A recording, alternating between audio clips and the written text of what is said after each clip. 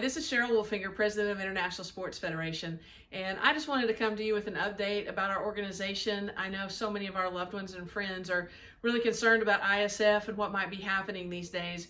And so first of all, I'd like to say we're doing fine. Everything's okay. We're just trusting that God's in control because He knew long before I was even born that these days were going to be here and how crazy this was all going to be. So I'm not worried about anything. I know I'm going to have food to eat, the house to sleep in, and things like that.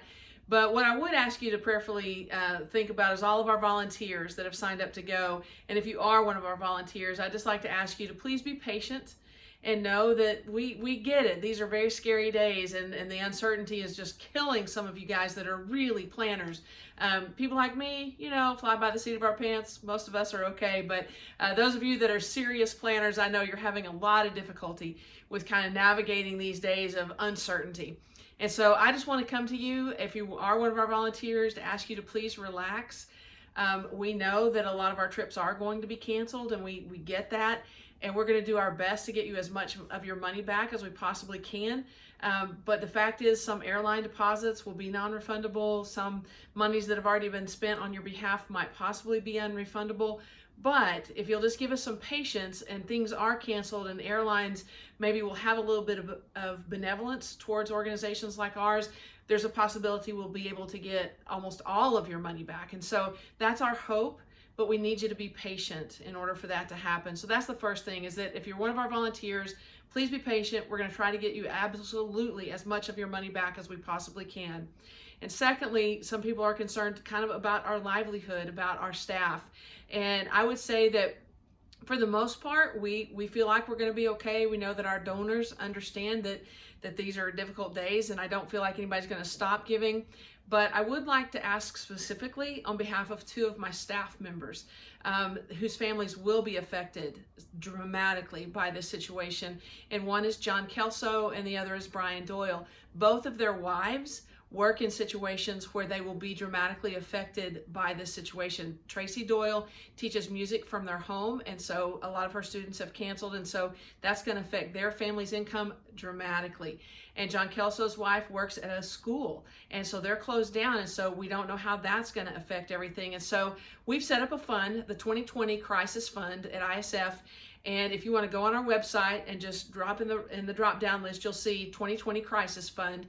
If you would like to support Brian and John during these days, if you have an extra 20 or 40 bucks, I know all of us are tipping a lot more than we normally do, or maybe just buying the gift cards and doing all the things that they're encouraging us to do to support our local businesses. And as the president of a nonprofit organization, I would ask that you would have the same grace towards our people. And so please, if you have a little bit of extra money and you'd like to support us, just click on that, or you can just click on there as needed, and we'll use it as we need it, because a lot of our volunteers have raised a lot of money that they may lose on airline deposits and things like that. So it's very uncertain times right now for us. But one thing I do know is that God is in control.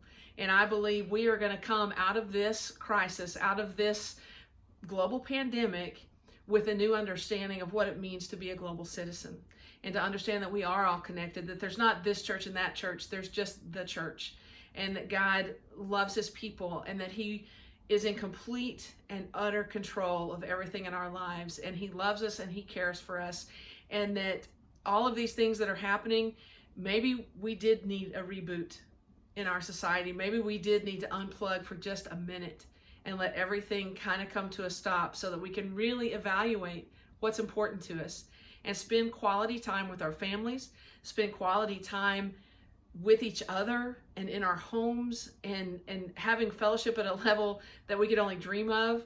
And I know for me personally, all these things that are on my someday list and when I have time list, well, now I kind of have time, because I'm not going to the gym because I'm working out at home. I'm not traveling on the weekends to go to some kind of sporting event because they've all been canceled.